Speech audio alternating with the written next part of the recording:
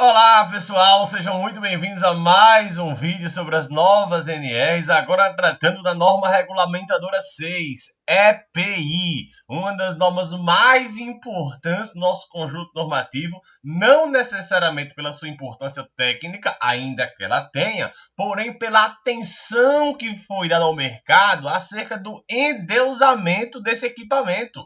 Isto é, o que é que eu estou querendo te falar com isso?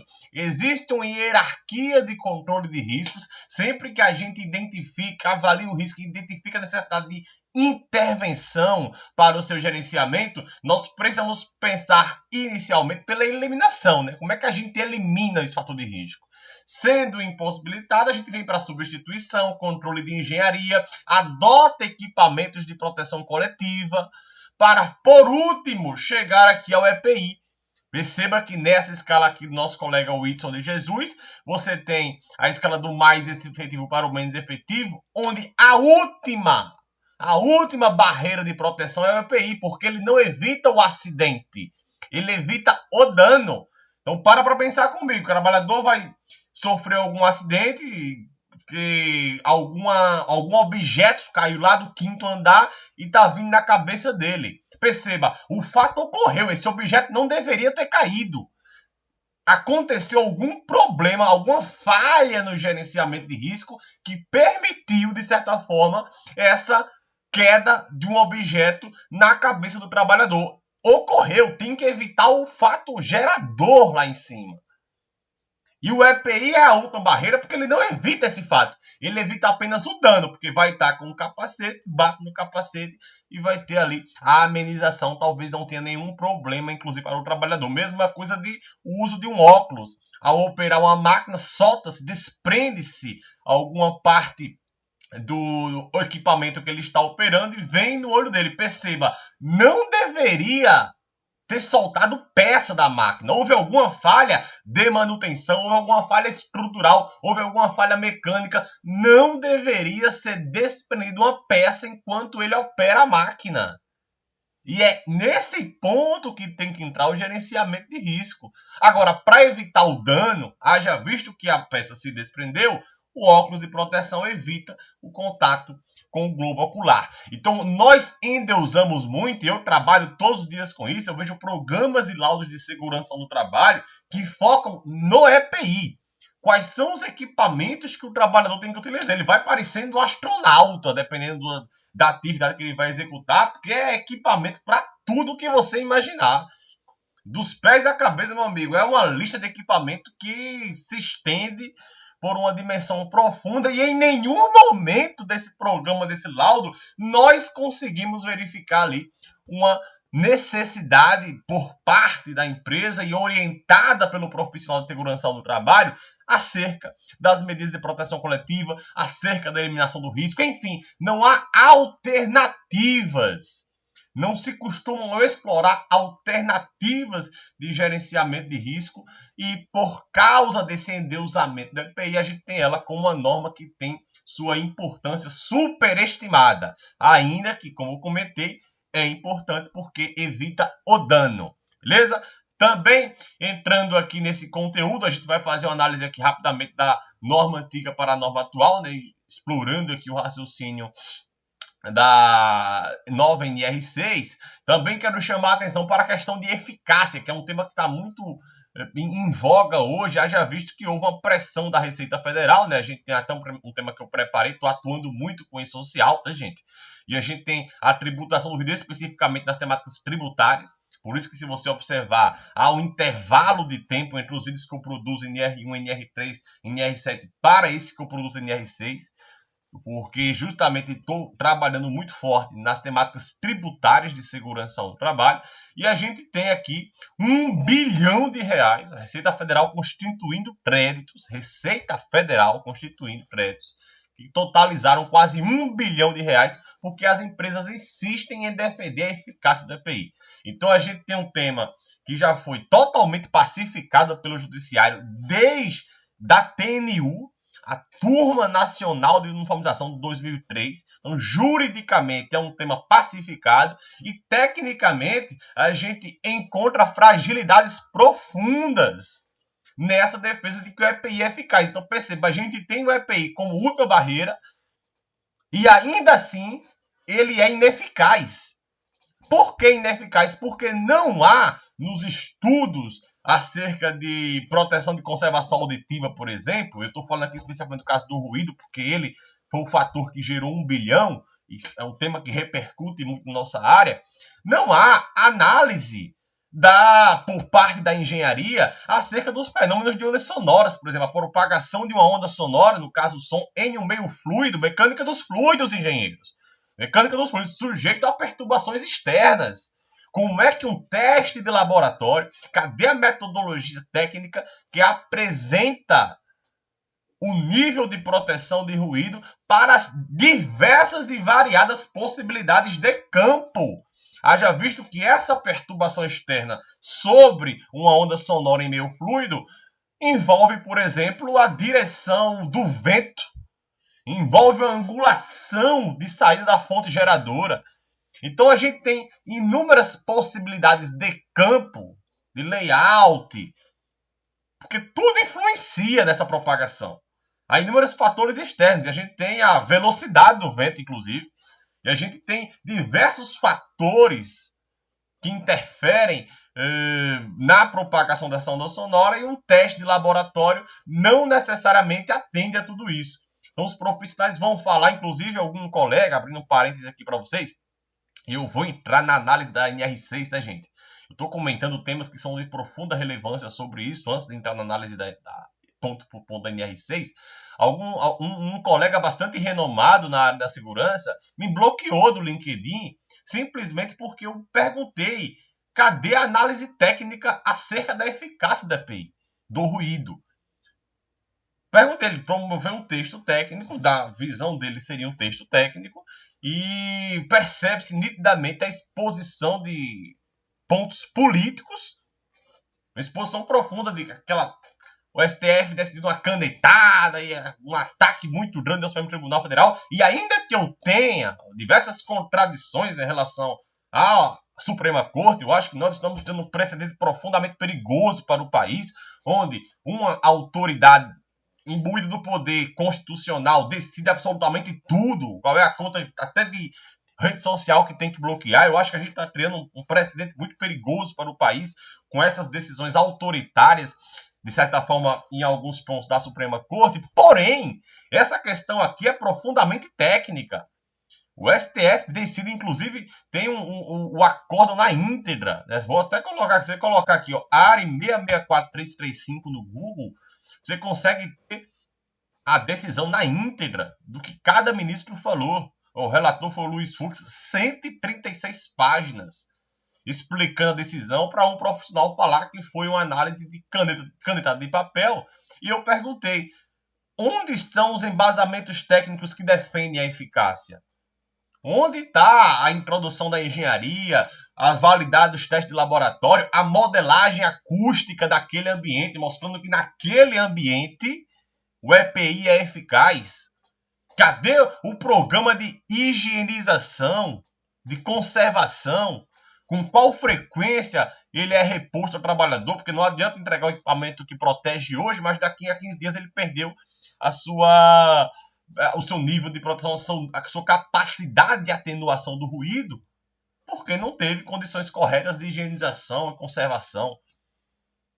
Cadê essa estrutura técnica? E ainda coloco por último, cadê a viabilidade econômica? Porque para você manter um programa de conservação auditiva com disponibilização frequente, periódica, após todo estudo de modelagem acústica, cadê a viabilidade econômica mostrando que a manutenção desse programa de conservação auditiva é mais interessante que o retorno sobre investimento das proteções coletivas?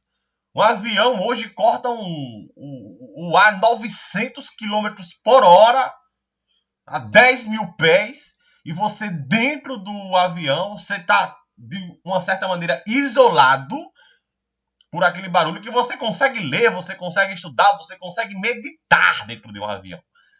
Você está totalmente isolado acusticamente, ainda que, do ponto de vista externo, aquilo esteja gerando uma barulheira profunda. Você vai no aeroporto, próximo ao aeroporto, você já escuta o barulho. E as pessoas que estão dentro daquela cabine acústica da aeronave, elas estão totalmente isoladas. E nós não apresentamos nenhum estudo técnico, nenhuma modelagem, nenhuma análise de engenharia e nos resumimos, em determinados casos, né, não estou falando que são todos, mas resumimos a entregar o EPI como se ele fosse a causa de todos os problemas. O resultado disso é o trabalhador doente na Previdência Social, é o trabalhador acidentado, porque o ruído não interfere somente no canal auditivo, mas também apresenta problemas ósseos. Tem até fones de ouvidos que são desenvolvidos aqui atrás, né? E o ruído apresenta aí, de certa forma, interferência em outros organismos além do sistema auditivo, né? Em outros canais, em outros sistemas do nosso corpo humano, além do auditivo.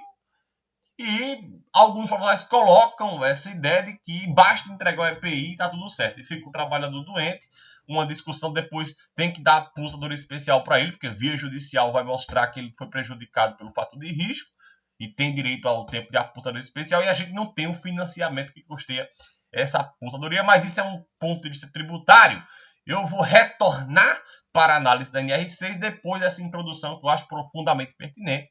Inclusive, alguns colegas aqui talvez até parem de consumir o conteúdo depois dessa explicação sobre a tributação do ruído. Haja visto que, eu repito, ela gerou aí e tem gerado infrações que totalizam R$1 bilhão. Receita Federal, em documento público,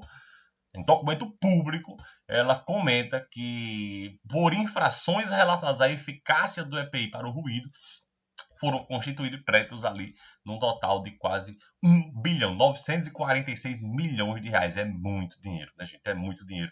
Então, por isso que eu fiz essa introdução. Mas, beleza. Voltando aqui para a nossa NR6, a gente tem uma norma que apresentou algumas mudanças do ponto de vista bem específico, como é o caso da definição de fabricante e importador, é uma confusão, quando é que é o fabricante, quando é o importador, qual é a responsabilidade de cada um. Houve também alteração dentro dos seus anexos, né, que trazem aqui anexos dos equipamentos de proteção, então teve algumas alterações aqui, mas do ponto de vista geral, nós vamos observar algumas formas didáticas, né? A maneira como a NR6 colocou a questão do EPI foi interessante, ela trouxe de forma uma didática, uma forma de apresentar essa obrigatoriedade de uma maneira bem mais consumível pelo leitor, né? E a gente vai explorar melhor isso. Então, perceba, o objetivo dessa norma regulamentadora é estabelecer os requisitos para aprovação, comercialização, fornecimento e utilização de EPI. Certo? Então, a gente tem aqui o estabelecimento de não somente utilização, tá, pessoal? A NR6, olha aqui, ela estabelece requisitos de aprovação, comercialização, fornecimento e utilização de EPI. Então, quem faz concurso público, né, e agora a gente está aqui com o concurso público da Auditoria Fiscal do Trabalho, eu fico muito feliz, inclusive, com a sua publicação, porque é uma luta histórica. Na aula de NR3, por exemplo, eu, inclusive, faço uma carta aberta aos auditores, né? Estavam ali sofrendo bastante com a defasagem, mais de 1.000 cargos vagos, e a gente teve agora a autorização de 900 vagas. E aí, para concurso público, essas informações são importantes, porque ela pega esse detalhe. A NR6 não trata somente de fornecimento e utilização. Ela estabelece também requisitos de aprovação e comercialização. Beleza? Então, campo de aplicação. Se aplicam às organizações que adquirem EPI, aos trabalhadores que utilizam, assim como os fabricantes e importadores. Isto é, baseado no primeiro item, o objetivo da norma, né, estabelecer requisitos de aprovação, comercialização, fornecimento e utilização, ela se aplica à empresa que compra, ao trabalhador que usa e aos fabricantes que produzem e aos importadores que vendem. Para os fins de aplicação da NR, olha, considera-se fabricante, isso foi uma definição importante que a gente não via aqui no texto anterior, né? Você não via aqui essa informação, perceba que ele já vai aqui para entender isso como EPI, entende isso como... Você não via essa definição muito clara do que era um fabricante, do que era o importador, então ela traz essa definição. Para fins de aplicação da NR, considera-se fabricante a pessoa jurídica estabelecida em território nacional que fabrica o EPI ou manda projetar, assumindo a responsabilidade pela fabricação, desempenho, garantia, assistência pós-venda e comercializa sob seu nome ou marca. Então, fabricante é aquele que está no território nacional efetivamente produzindo e comercializando o EPI. O importador, né, é a pessoa jurídica estabelecida em território nacional que, sob seu nome ou marca, importa e assume a responsabilidade pela comercialização, desempenho, garantia e assistência. Então, qual é a principal diferença aqui do fabricante para o importador? O fabricante, como o próprio nome sugere, ele mesmo fabrica. Ele assume a responsabilidade pela fabricação do equipamento de proteção individual, enquanto o importador, ele assume responsabilidade pela comercialização, porque ele não fabrica, ele compra o equipamento e se responsabiliza apenas pela sua venda, pelo seu comércio. Então fica muito clara essa diferença, que pode parecer sutil, mas do ponto de vista legal é interessante haver essa diferenciação estabelecida em norma. Fabricante responsabiliza pela fabricação, o importador não tem nada a ver com a fabricação, ele está apenas exercendo a atividade comercial e, portanto, não tem responsabilidade pela fabricação. Equiparam-se a importador o adquirente da importação por conta e ordem de terceiro e o encomendante pré-determinado da importação. Então, aqui ele faz uma associação ao importador, né? Então, além dessa característica que ele colocou aqui, aquele que adquire, né, a importação por conta e ordem de terceiro, então recebe uma ordem para fazer aquilo ali, e o encomendante pré-determinado da importação por encomenda previsto na legislação nacional. Esses pontos aqui, pessoal, eles são muito importantes para quem trabalha nesse mercado, tá? Não assumem muita importância técnica para a gente aqui agora, e é por isso que eu não vou explorar esse tema profundamente agora, porque teria que ser necessário, inclusive, buscar o apoio de outras normas técnicas para que a gente pudesse elucidar melhor esse conteúdo, né? Trazendo para você casos, por exemplo, de adquirente por conta de terceiro, encomendante e tudo mais. Então, eu não vou entrar nesse mérito agora, porque para que a explicação pudesse ser plausível para você, eu teria que enveredar por outros caminhos que acabam fugindo ao escopo da NR6, ao propósito que a gente se destina nesse vídeo. Beleza? 6.3, disposições gerais. Para fins de aplicação dessa NR, considera-se EPI o dispositivo individual. Então, a gente faz uma diferença aqui, pessoal, entre EPI e o equipamento conjugado de proteção individual. O EPI, ele oferece proteção contra os riscos ocupacionais. O equipamento conjugado, ele contém vários dispositivos que associam a vários riscos. Eu até tinha, aqui na minha residência, não tenho mais, um exemplo disso para mostrar para vocês, que é o seguinte: EPI, o protetor auricular e o capacete. O equipamento conjugado são os dois juntos. Eu até tinha esse equipamento. Então você tem o capacete e acoplado ao capacete você tem um protetor auricular. Então, equipamento de proteção individual, em tese, ele se destina à proteção de um risco ocupacional específico, né? Ainda que ele possa ali se desmembrar contra outros riscos. Basicamente, de forma geral, a gente tem a proteção contra um fator de risco e ele é direcionado para aquele fator de risco principal de observação. Enquanto o equipamento conjugado, eu tenho vários dispositivos que eu vou conjugar dentro de um equipamento, como é o caso, por exemplo, de um capacete, que junto com o capacete eu conjugo, eu coloco, eu acoplo um protetor auricular, fazendo que nesse momento eu tenha um equipamento conjugado de proteção individual, beleza? Então, composto por vários dispositivos que ele tenha conjugado contra um ou mais riscos ocupacionais. As solicitações para que os produtos que não estejam relacionados sejam considerados com EPI, né? Aqui a gente vai ter a lista de EPI nos anexos 1, no anexo 1, lista de equipamento de proteção individual. E, né, caso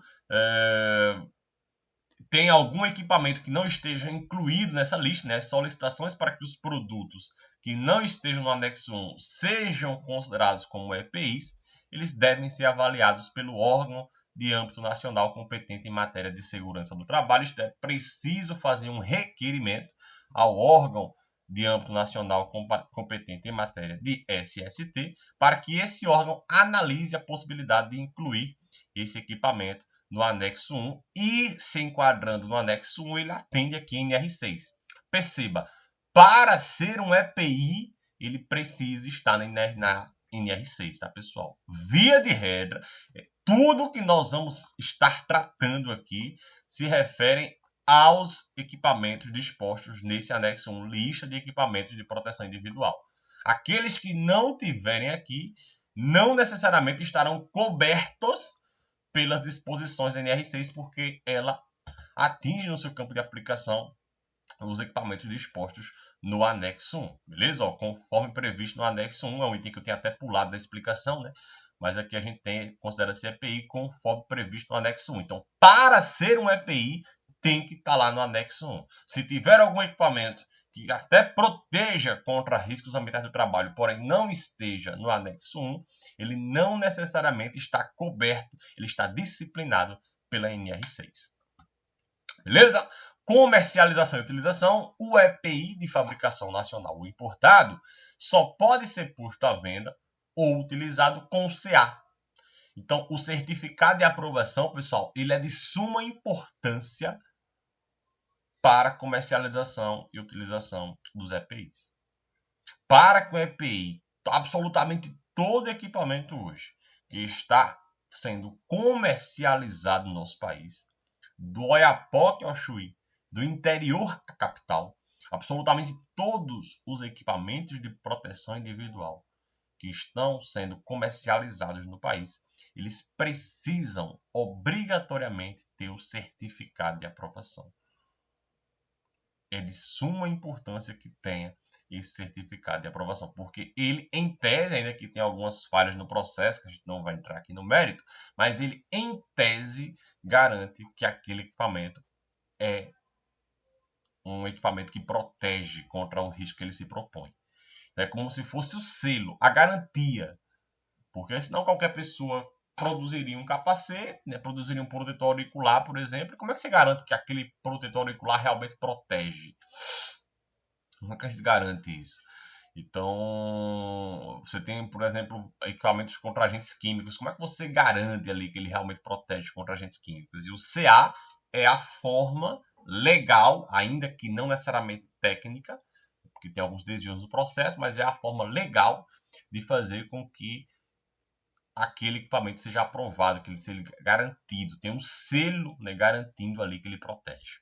Beleza? Então, certificado de aprovação, guarda essa informação, muito importante saber que o EPI, para ser posto à venda ou utilizado, ele precisa do CA. Responsabilidade da empresa, da organização. Cabe à empresa adquirir somente aquele que foi aprovado. Então, perceba, eu, para comprar equipamentos de proteção individual contra fatores de riscos no meu ambiente de trabalho, eu preciso fazer essa compra, né, adquirindo equipamentos aprovados, isto é, com certificado de aprovação. Em resumo, a empresa precisa adquirir EPI com certificado de aprovação. Caso contrário, ela está incorrendo numa infração. Também cabe à empresa, além de adquirir o EPI com CA, né, fazendo uma troca aqui dessas frases aqui, adquirir somente o EPI com CA. Eu trocaria tudo isso aqui pelo certificado de aprovação. Né? Orientar e treinar o empregado. É preciso que a empresa tenha procedimentos para orientar e treinar aquele trabalhador sobre o uso. Isso pode parecer coisa simples, né? Porque alguns equipamentos realmente estão de uso simples. Porém, a gente tem que incluir aqui informações sobre uso, guarda, conservação, até para que o trabalhador possa fazer isso, que nós vamos ver que é uma obrigação do trabalhador fazer a limpeza, a guarda e a conservação.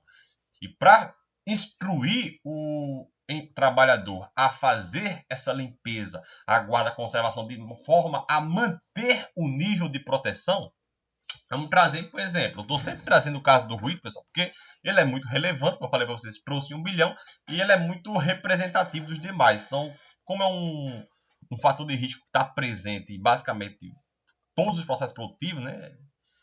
Tem processos, às vezes só tem calor, só tem agente químico, o ruído ele costuma estar presente em todos os processos. E é um fator muito comum. Eu estou trazendo esse ponto do EPI para o ruído em análise. Então, perceba, você fornece aqui um protetor auricular, beleza. Mas como é que se garante, né, a proteção dele ao passar do tempo? E aí é essa orientação, é esse treinamento que tem que se dar ao trabalhador. Inclusive, registrando isso aí, né? Fornecer ao empregado, gratuitamente, EPI adequado ao risco em perfeito estado de conservação e funcionamento. Então, fornecer ao empregado, pessoal, e guarda essa informação, é uma obrigação da empresa.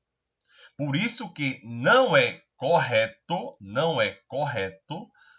as empresas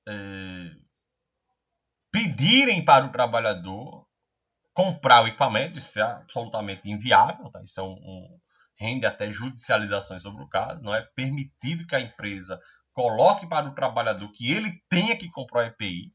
Isso não pode acontecer. Não pode. E também pedir que ele reutilize, né? Reutilize o equipamento que ele já tenha. Porque cabe à empresa fornecer ao empregado gratuitamente. É a obrigação dela fornecer o EPI em perfeito estado de conservação e funcionamento, lá nas situações previstas no item da NR1, que esse item aqui da NR1 é o item que aborda, aqui no telefone está tocando, né? Mas é o item aqui que aborda a necessidade de utilização do EPI. Então a gente vai ver que ele vai, após as medidas de controle da fonte, no meio de propagação, medidas administrativas. É o caso, por exemplo, do rodízio. Então, em vez do trabalhador ficar exposto àquele fator de risco 8 horas, fica exposto a 4 horas. Então, a gente tem várias situações previstas no subitem da NR1 que disciplinam ali a necessidade do EPI. E quando a empresa se enquadrar nessa situação, ela deve fornecer ao empregado o EPI adequado ao risco em perfeito estado de conservação e funcionamento. Registrar o seu fornecimento ao empregado, podendo ser adotado livro, ficha ou sistema eletrônico. Inclusive, isso foi um ponto muito importante, né? Isso aqui foi inserido em 2009, né, pela portaria CIT 107 e trazia muitos problemas. Tá? Trazia muitos problemas. Por quê, pessoal? Algumas empresas, né, utilizavam sistemas eletrônicos e isso não estava coberto pela norma, certo? Então, houve um reforço aqui do que foi inserido pela portaria lá em 2009, porque depois de 2009 continua a dar problema.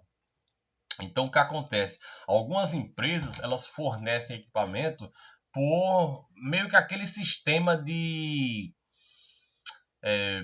caixa eletrônico, vamos por assim falar, vamos simplificar aqui. Então, o que acontece, por exemplo, inclusive alguns metrôs, né?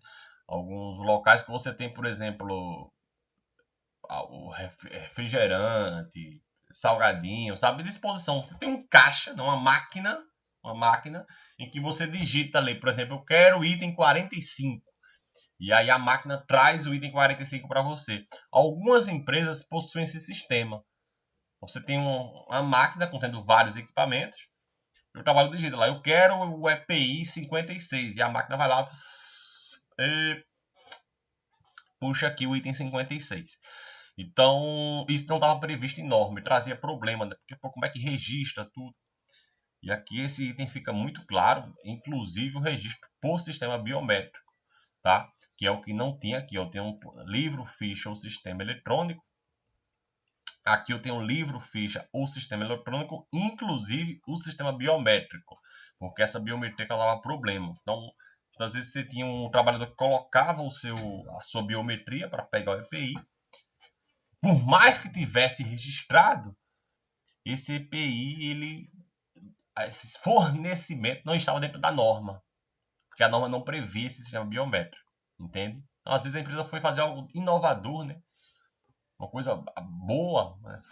Facilitar o acesso ao equipamento, porém incluía esse tema, incluía aí um passivo, né? Um vácuo normativo, porque a antiga NR6 não tratava de biometria. E a nova norma coloca, inclusive, a possibilidade do sistema biométrico. Beleza?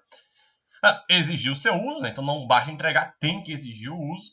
Responsabilizar-se pela higienização e manutenção periódica.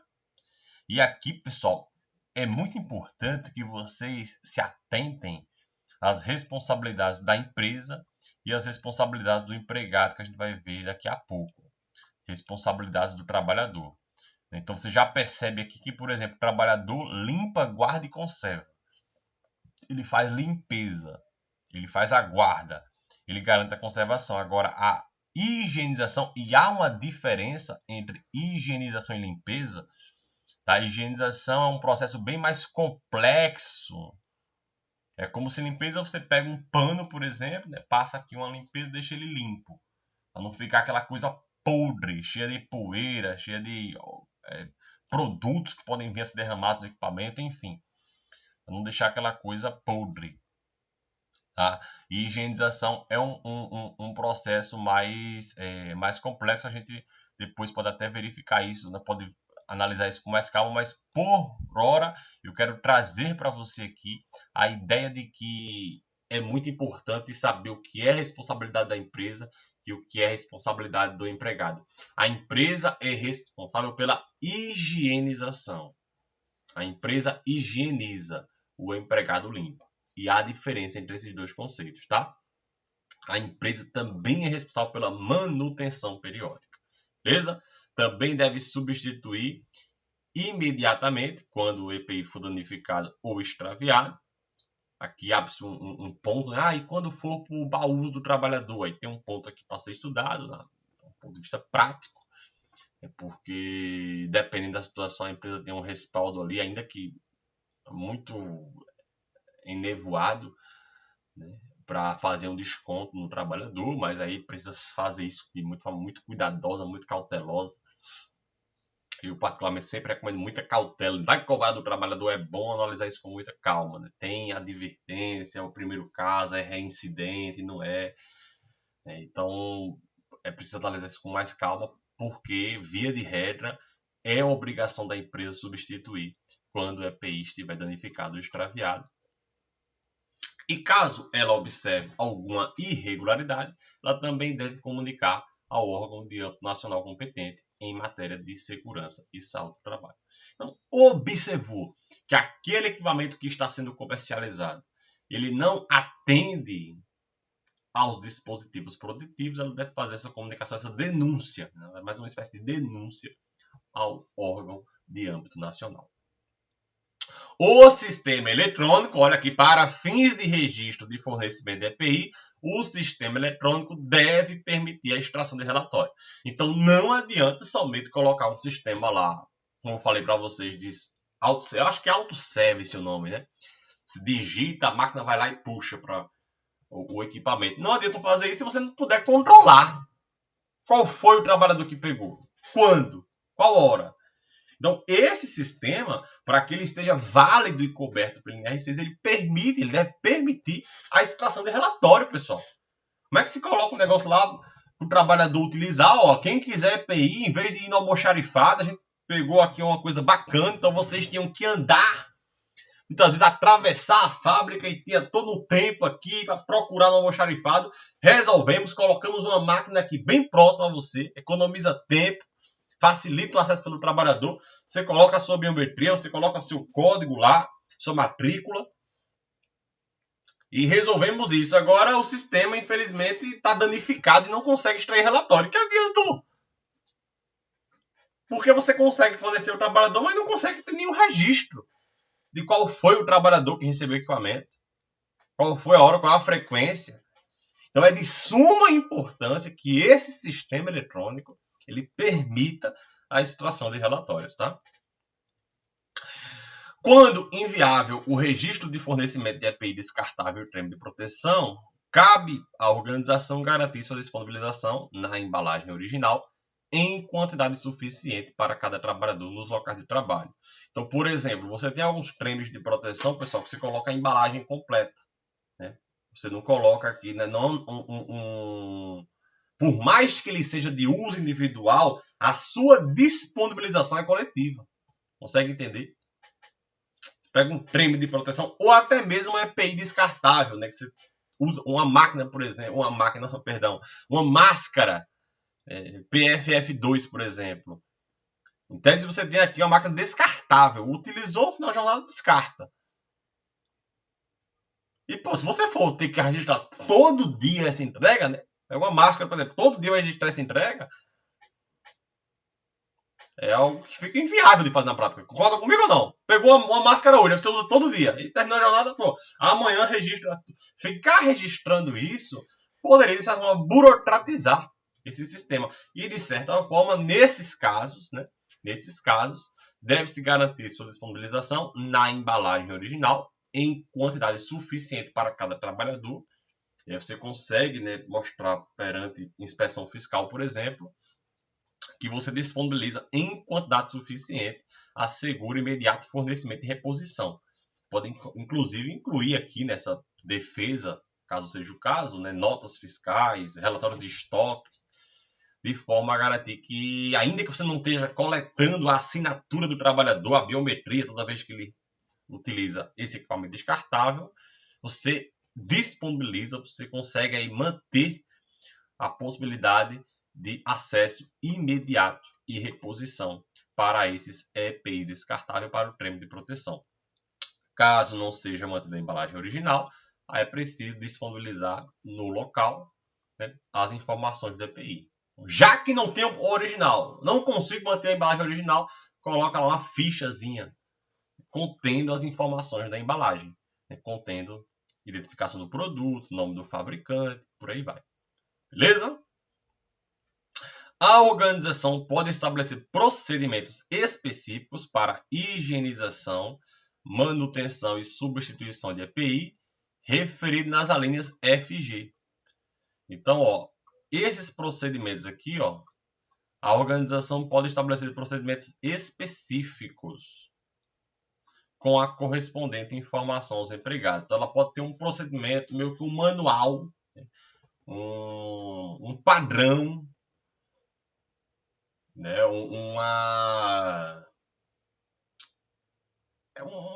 Falhou a palavra agora, mas é meio que um modelo, né? Um padrão ali para higienizações, manutenções e substituições. Como é que ocorre isso? Quais são as condições que ensejam a substituição? Quando é que o empregado pode pedir a substituição? Ela pode estabelecer procedimentos específicos. Então, o trabalhador também quer trocar de EPI a cada semana. Então, é justo isso? Bom, mas ele quer, mas a empresa também não quer fornecer toda semana. Então, tem-se uma forma de se pacificar essa solução colocando procedimentos específicos. Olha, a substituição ocorre nessas condições. A higienização e a manutenção ocorrem nessas condições. E ela informa isso aos empregados envolvidos. Beleza? A organização deve selecionar os EPIs. E aqui é um ponto que não tinha, né? Aqui você percebe que esse ponto não tem. Cabe ao empregador, cabe ao empregado. Aqui já vem para a responsabilidade do fabricante nacional e importador. Perceba que tem até a mistura aqui, né? Fabricante nacional e importador. E você não tinha essa informação aqui, ó. A organização deve selecionar os EPIs. Isto é, o critério de seleção dos equipamentos. O critério de seleção dos equipamentos de proteção individual, eles são uma novidade da NR6. E aí, pessoal, é muito comum falar sobre isso. Porque comprar EPI, do ponto de vista prático, ele sempre gera esse dilema, né? Porque você acaba ali muitas vezes encontrando interesses divergentes. O setor de compras, ele quer economizar. Ele sofre uma pressão muito grande, eu já tive casos de presenciar isso, né? Inclusive recentemente, né? Onde a empresa passava por um processo de reestruturação de custos e o setor de compras estava ali destinado a reduzir custos com o fornecedor. Então, o gestor lá, o diretor, falou, olha, estamos passando por um processo aqui de reestruturação de tal maneira que é necessário reduzir os custos da empresa e custo de compra de matéria-prima, equipamento e tudo mais. Então, o setor de compras tinha essa demanda. O cara que recebe essa informação, ele já vai na cabeça dele pensando em apresentar um relatório daqui a 1 mês, 2 meses, 6 meses, mostrando o quanto ele economizou. Concorda comigo ou não? Você recebe essa demanda, você quer economizar. E um dos pontos que o setor de compras queria incluir essa redução era na seleção dos EPIs. Ao mesmo tempo, os representantes de segurança do trabalho não queriam perder a qualidade. Não somente de proteção, mas de conforto ao trabalhador. Pô, esse equipamento aqui é o melhor custo-benefício, ele não é o mais barato. Mas quando a gente coloca na balança o conforto, porque se é mais confortável, a gente consegue fazer com que o trabalhador utilize, a gente consegue uma adesão maior desse uso do EPI. Porque perceba, a norma diz que tem que exigir o uso. E uma das formas de fazer com que essa exigência seja cumprida é tendo o equipamento ali mais confortável. Mas o confortável é mais caro. E aí fica o setor de compras, né, e o SST ali meio que discutindo. E tinha um vácuo normativo, porque a NR6 não falava nada disso. Então gerou-se um problema na empresa. Porque compras queria apresentar um relatório reduzindo o custo. E a SST, para sua gestão,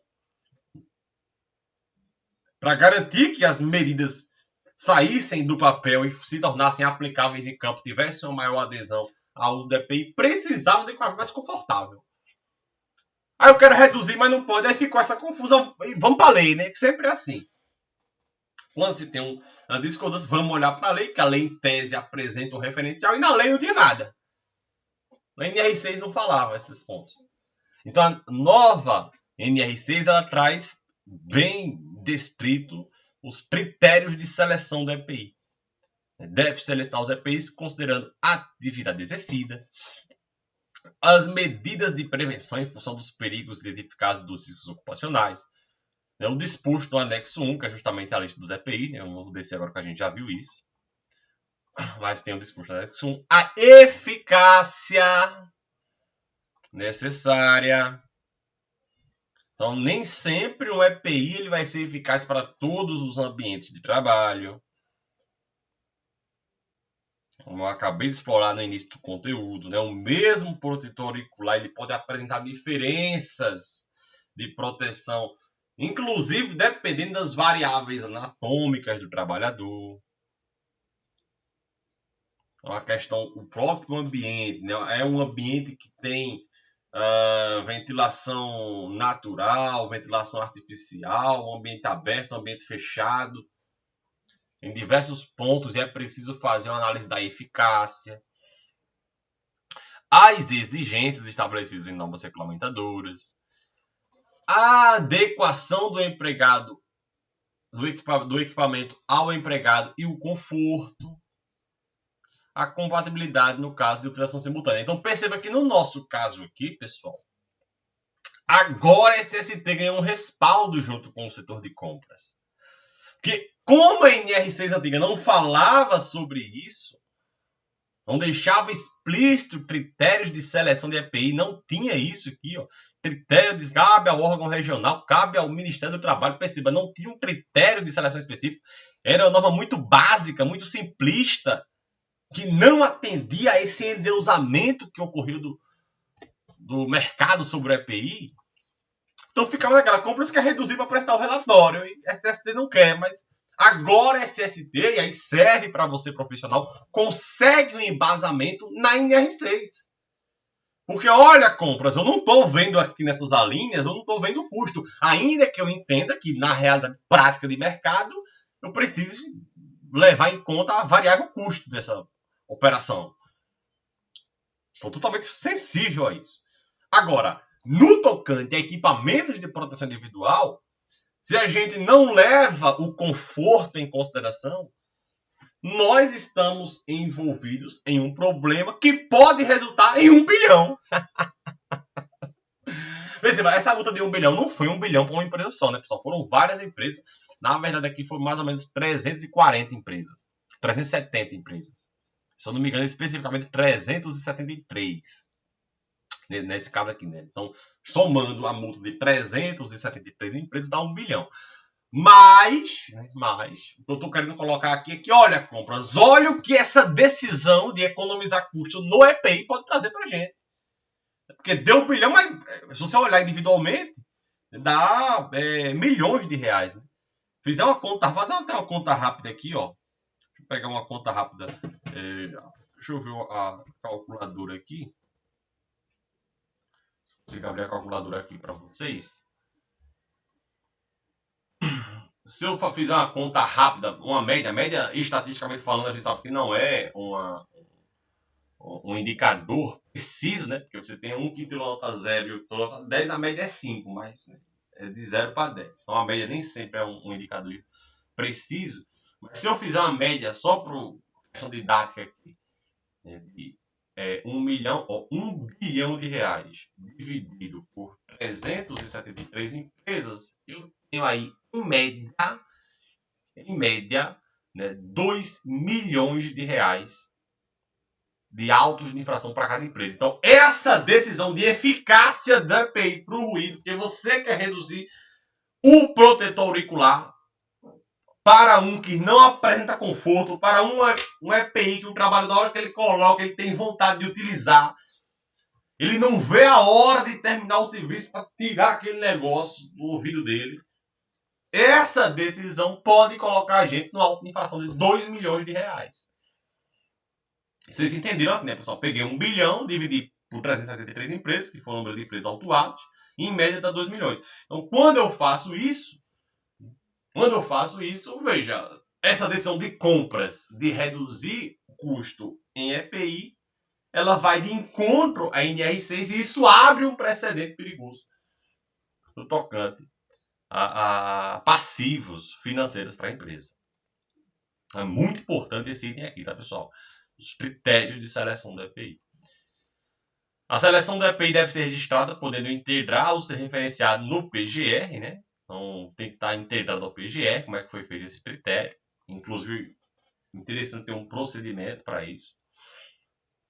Para as organizações que não precisam de PGR, deve ser mantido um registro que especifique as atividades exercidas e os respectivos EPIs. Isto é, o critério de seleção do EPI deve estar disposto no PGR. E se a empresa não tiver PGR, que de alguma forma ela está dispensada desse programa, ela deve manter um registro especificando quais são as atividades exercidas e para aquelas atividades exercidas, o que é que o EPI tem que ter.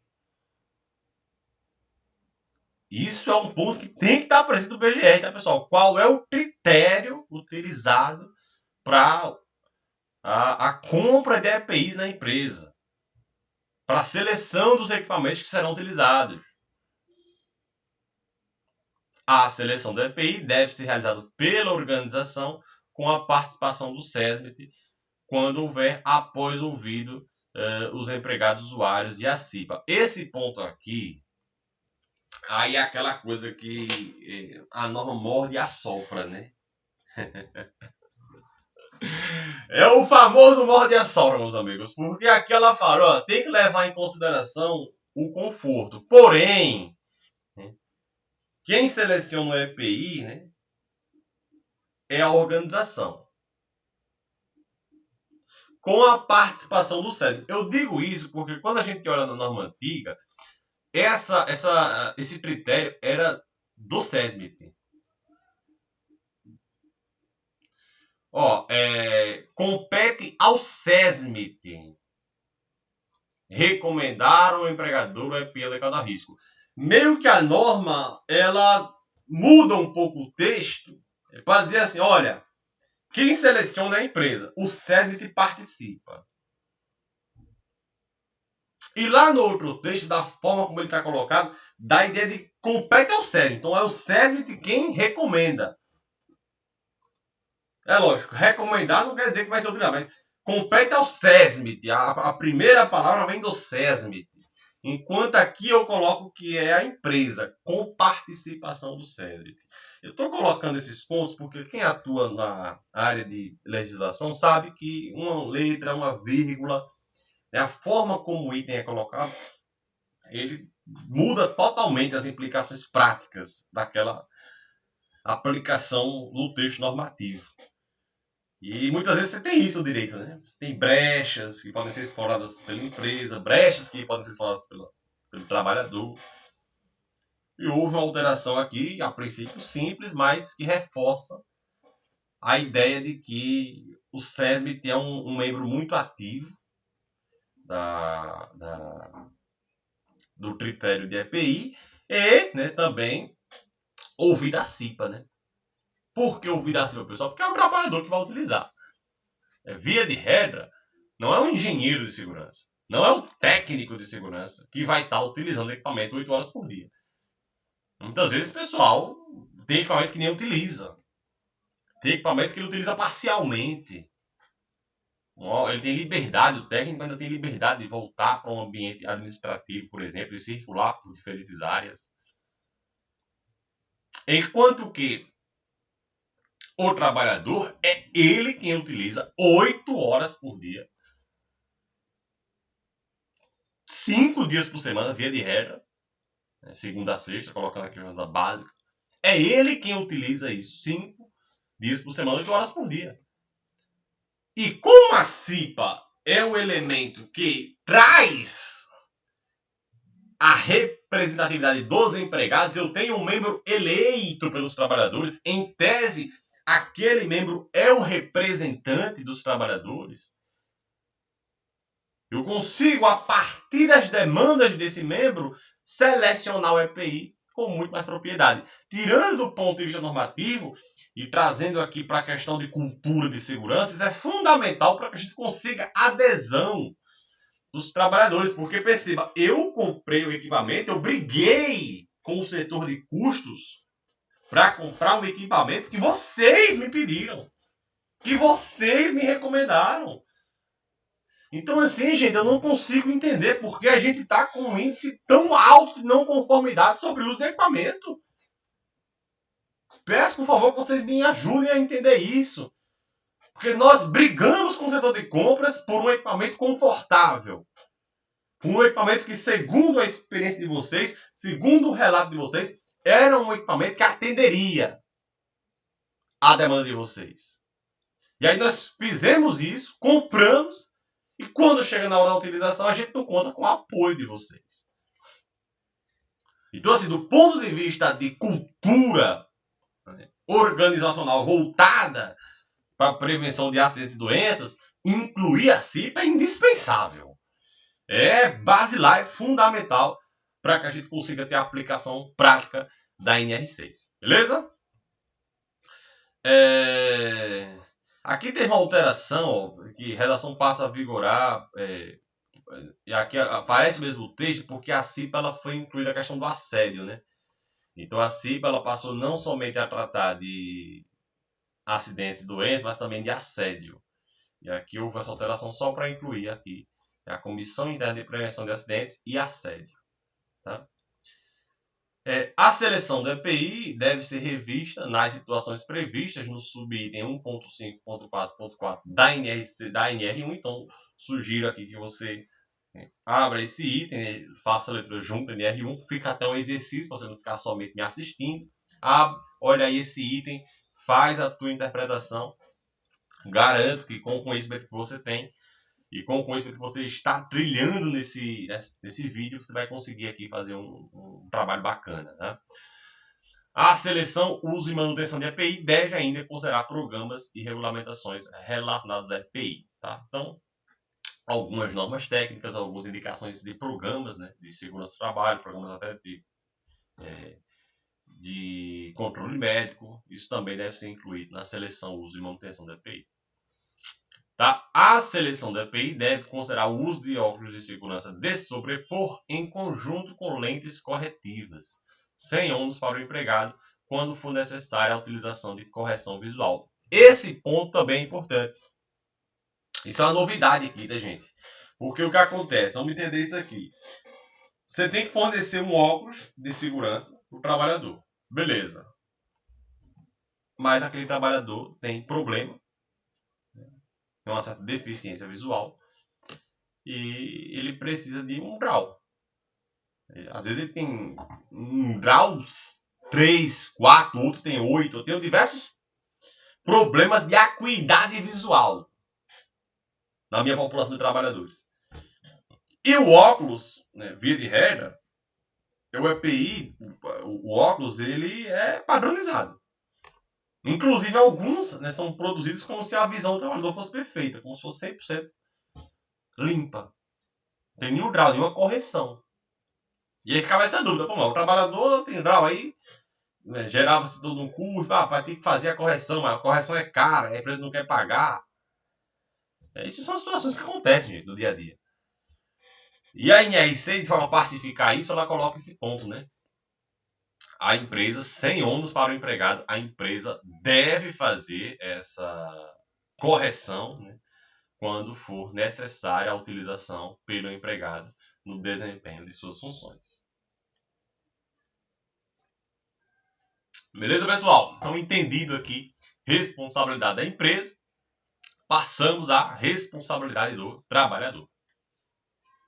Cabe ao trabalhador quanto ao EPI usar o fornecido pela organização, observado o disposto no item 6.5.2, que aqui o 6.5.2, justamente aqui, critério de seleção de EPI. Então, baseado nisso aqui, o trabalhador deve usar, tá? E esse ponto é importante. Parece uma simples besteira, mas olha como isso tem importância prática. Porque se o critério de seleção não for atendido, isso dá margem para o trabalhador entrar com uma ação trabalhista contra a empresa, ou até mesmo de ser cobrado, né, adicionais em monetizações por causa do não critério de seleção da empresa. Então, aí, como a empresa não tem critério de seleção de equipamentos, isso aí abre um passivo para ela, não somente no tocante à monetização, insalubridade, a custeio especial, como também de judicializações. Muitas vezes ela pode vir a advertir um trabalhador por não utilizar EPI e o trabalhador alegar que não usava porque era desconfortável, porque não atendia à atividade que ele estava exercendo. E se a empresa não tiver esse critério de seleção, ela fica muito frágil, né? Então, cabe ao trabalhador usar, observado o critério de seleção, utilizar apenas para a finalidade a que se destina, responsabilizar-se pela limpeza, guarda e conservação. A limpeza é um item novo, tá?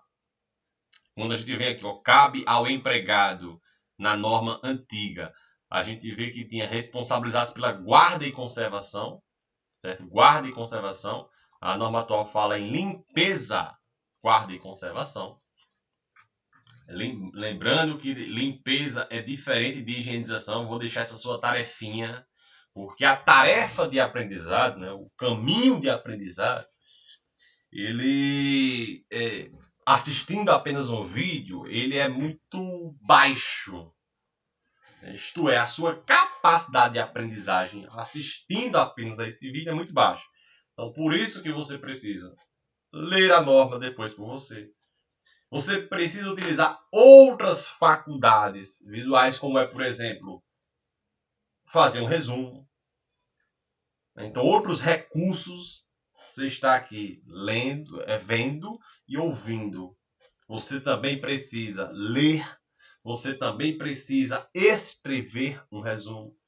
Porque essa soma de utilização de recursos visuais, de recursos andragógicos, e quanto mais recursos você utilizar, maior a sua curva de aprendizado. Então, vou deixar essa tarefinha para você entender qual é a diferença entre limpeza e higienização. Pode, inclusive, vir a ser questão de concurso público, tá? Você quer responsabilidade do trabalhador a higienização. Não é. O trabalhador é responsável pela limpeza. A higienização é o empregador. O empregado limpa, a empresa higieniza. E se você, por algum acaso, achar que são sinônimos, pode perder uma prova de concurso. Ele vai estar lá, você vai achar não limpeza, mesma coisa, limpeza e higienização, pode acabar tendo problema. Tá? Comunicar a organização quando extraviado, danificado ou alteração que o torne impróprio para o uso. Então o trabalhador precisa comunicar isso. Não adianta ter um equipamento que não está mais apropriado para a utilização e ele não comunicar isso, né? E cumprir as determinações sobre o uso adequado. Beleza? Treinamentos. Treinamentos e informações em segurança e saúde do trabalho. Os treinamentos devem atender o disposto na NR1, então perceba como a gente visualiza uma integração muito sistêmica da NR1 com a NR6, né? E a gente tem um conteúdo aqui falando sobre a NR1, tá? Uma das primeiras aulas que a gente tem, muito bem avaliada, inclusive, recomendo que você veja isso. Vou até fazer o conteúdo do PGR, estou devendo isso, porque tem duas NR1, né? Na época, o PGR estava sendo discutido aí, então veio primeiro a NR1, corpo geral, e depois veio o PGR. Então, vou até fazer esse vídeo do PGR também. Quando do fornecimento de EPI, a organização deve assegurar a prestação de informações observadas as recomendações do manual do fabricante, né? Então, é interessante que a empresa, é necessário que a empresa informe ao trabalhador da extinção do equipamento, risco ocupacional, quais são os limites de proteção, até onde ele protege, até onde ele não protege, forma adequada de uso e ajuste, manutenção e substituição, cuidado de limpeza, higienização, guarda e conservação. Então, tudo isso deve ser repassado ao trabalhador. A organização deve realizar treinamento acerca do EPI a ser fornecido quando as características do EPI requiram. Então, quando as características do EPI exigirem um treinamento para a sua utilização, é o caso, por exemplo, inclusive de treinos de proteção, né, que você vai ter ali a forma de aplicar, quando é que ele até quando ele é válido e tudo mais. Nos casos em que as características do equipamento exijam, né, imponham uma informação, a necessidade de ir além do que somente a entrega, a organização deve realizar um treinamento. Perceba que aqui não há disposição de carga horária desse treinamento. Beleza, pessoal? Então, ele só está informando aqui que o trabalhador deve ser treinado. Ele deve receber informações sobre a EPI. Agora, não tem como padronizar isso, porque cabe ao profissional de SST dizer, naquele caso, qual seria a carga horária correta, qual seria o conteúdo programático mais adequado. Responsabilidade de fabricante e importador.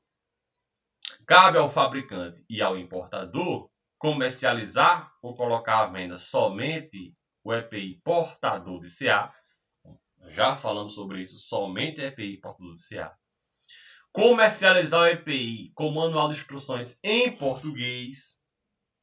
Então, você compra equipamento para você individual que vem lá da China.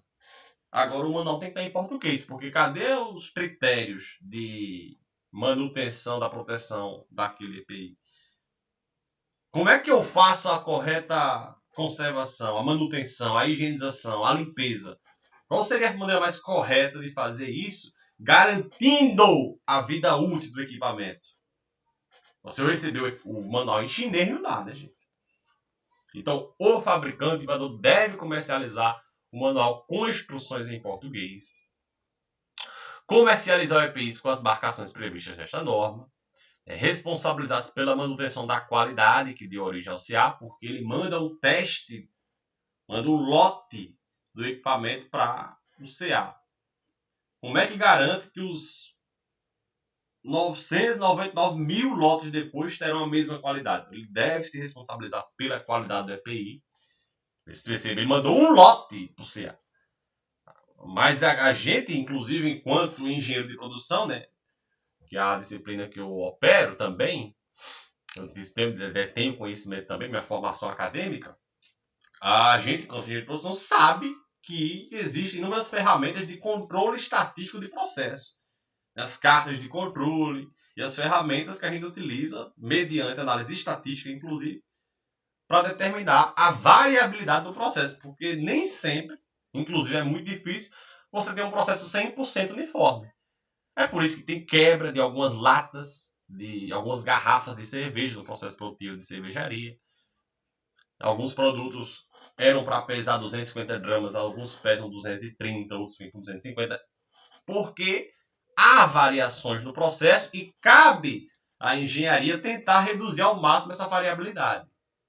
E trazendo aqui para o EPI, cabe aos engenheiros de qualidade das empresas fabricantes de EPI garantir que todos os lotes são conformes e mantêm a qualidade daquele lote que foi aprovado e de origem ao CA.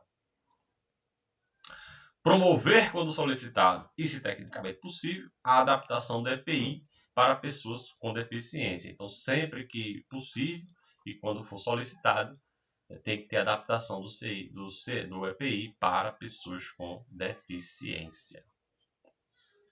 Muito bom esse ponto, né, pessoal? Essa análise de inclusão. É muito bacana a gente ver essa lembrança, né? Às vezes é um item que pode parecer besteira, uma linha E de uma NR6, mas é interessante ter essa lembrança da inclusão social das pessoas com deficiência, que podem estar no ambiente de trabalho e necessitam ali de um acompanhamento diferenciado no tocante ao uso do EPI. As informações sobre o processo de limpeza e higienização devem indicar, quando for o caso, o número de higienizações acima do qual não é possível garantir a manutenção. Então, perceba, pessoal, as informações, né, do EPI, o manual tem que dizer isso, né? O fabricante, o importador, ele precisa falar isso. É por isso que você tem que pedir apoio a ele. Olha, a partir de quantas higienizações eu perco a proteção original? A partir de quantas higienizações eu preciso substituir o equipamento? E o fabricante, né, é responsabilidade dos fabricantes e importadores terem essa informação. Salvo disposição em contrário, o manual do EPI, né, pode ser disponibilizado em meio eletrônico, desde que presente na embalagem final ou no próprio EPI essas informações. Então, alguns fabricantes, alguns importadores, eles não trabalham com um manual físico. E é possível ele ter esse manual disponível eletronicamente. Agora, essas informações, né, tem que estar na embalagem ou no próprio EPI. Beleza? Muito importante isso. Aqui a gente tem no 6.9 o certificado de aprovação, isto é, a validação de que aquele equipamento realmente protege. Os procedimentos para emissão e renovação desse CA são estabelecidos em regulamento emitido pelo órgão de âmbito nacional. Eu não gosto de citar especificamente esse órgão, porque às vezes muda o nome, né? Até um tempo atrás não tinha Ministério do Trabalho, agora já tem. Aí agora é Secretaria de Segurança do Trabalho, mas é uma subsecretaria, enfim, eles sempre mudam isso. Por isso que a norma, de forma muito assertiva, trata do órgão de âmbito nacional. E os procedimentos para emissão e renovação do CA vêm desse órgão nacional competente em SST. O CA concedido ao EPI tem validade vinculada ao prazo da avaliação de conformidade definida em regulamento. Então, aquele certificado de aprovação, ele precisa ter uma validade. Tá? Ele está aprovado, mas aprovado até quando? Manda um lote de equipamento aqui agora, pode produzir ele para o resto da vida? Então, esse certificado de aprovação, pessoal, ele tem validade. É quando a empresa precisa se submeter ao processo de revalidação do certificado. Semelhante ao que acontece aqui com carteira de motorista, por exemplo, né? Faz a carteira de motorista e depois tem que fazer a revalidação. Então, tem validade vinculada ao prazo da avaliação da conformidade definida em regulamento do órgão de âmbito nacional em SST. Já estamos fartos de saber que o EPI deve ser comercializado com o CA válido, né? Então deve ter CA e o CA deve ser válido. Não é possível comercializar equipamentos cujo certificado de aprovação não esteja mais válido. Não é possível. Não é possível. E a empresa, inclusive, deve fazer essa denúncia, deve fazer essa comunicação, caso ela encontre isso no mercado. Após adquirido, o fornecimento do EPI deve observar as condições de armazenamento e o prazo de validade do equipamento informado pelo fabricante e importador. Então, depois que comprou, né, o EPI deve atender ali, né, a empresa deve buscar observar as condições de armazenamento e o prazo de validade do equipamento. Lembrando que, pessoal, um detalhe muito importante aqui, tá? Validade do equipamento é diferente de validade do CA. O CA é o certificado de aprovação acerca dos conjuntos de equipamento. Então, por exemplo, para começar comigo o seguinte, eu tenho uma luva, por exemplo, né? Uma luva de proteção contra agente químico, um vestimenta de proteção contra o calor. Há o certificado de aprovação que permite comercializar aquela luva e a validade dele, por exemplo, é de 5 anos. Porém, o equipamento em si tem validade de 2. Consegue entender? Validade do equipamento é diferente de validade do CA. O equipamento, o certificado de aprovação permite que aquela luva seja comercializada pelos próximos 5 anos. Aquele tipo de luva, ele pode ser vendido por 5 anos. Mas o aspecto unitário específico, aquela luva em específico, ela não tem necessariamente validade de 5 anos. Então é muito importante levar em consideração essa diferença entre validade do equipamento e validade do CA.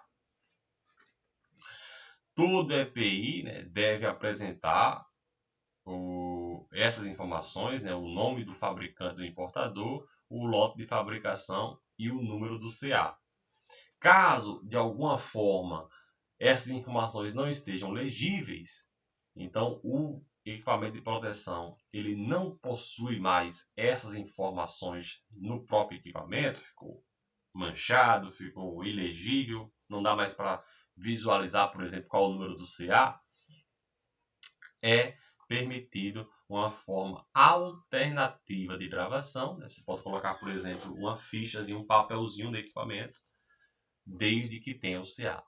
Então, perceba que o certificado de aprovação é um item fundamentalmente importante para os EPIs. É proibida a utilização do CA emitido para determinado fabricante para que outro fabricante o utilize sem que se submeta ao procedimento regular. Isto é, a empresa A tem um equipamento, submeteu o processo de avaliação e conseguiu o seu CA. A empresa B não pode utilizar este certificado de aprovação da empresa A, porque o certificado de aprovação foi para aquele lote emitido daquela empresa. Aquela empresa B, ainda que tenha casos similares, ainda que seja um equipamento similar, ainda que seja praticamente o mesmo equipamento, ela precisa ter o CA próprio. Ela precisa ter o seu certificado de aprovação daquele equipamento. Não é permitido reaproveitar um certificado de aprovação. A adaptação do EPI para pessoa com deficiência não invalida o certificado já emitido. Então, não é necessário emitir um novo CA quando houver a alteração do EPI para atender ao público que tem necessidades especiais. Beleza? Inclusive, esse termo não é nem mais adequado, né? Que é uma pessoa com deficiência. Não, hoje, do ponto de vista social, não se analisam essas pessoas com deficiência.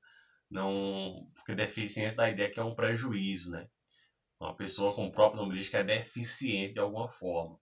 E essa palavra pode soar como pejorativa. Então, esse termo não está nem mais adequado que NR6, porque o termo é uma pessoa com necessidade especial. Que ela tem uma especificidade no tocante à locomoção, no tocante à acuidade visual, no tocante ao canal de sistema auditivo, mas não necessariamente é uma pessoa deficiente, beleza?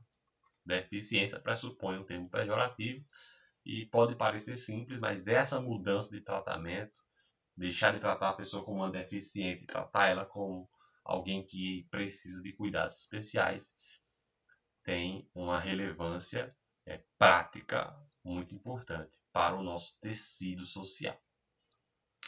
Competências. Cabe ao órgão de âmbito nacional competente estabelecer regulamento para a aprovação da EPI, emitir, renovar CA, fiscalizar a qualidade, solicitar o recolhimento de amostras e suspender e cancelar o CA. Então, olha o órgão de âmbito nacional aí, o que é que ele deve fazer. Né? Estabelece regulamentos, como é que aprova a EPI, quando é que emite, como é que renova, deve fiscalizar a qualidade da EPI, solicitar o recolhimento de amostras.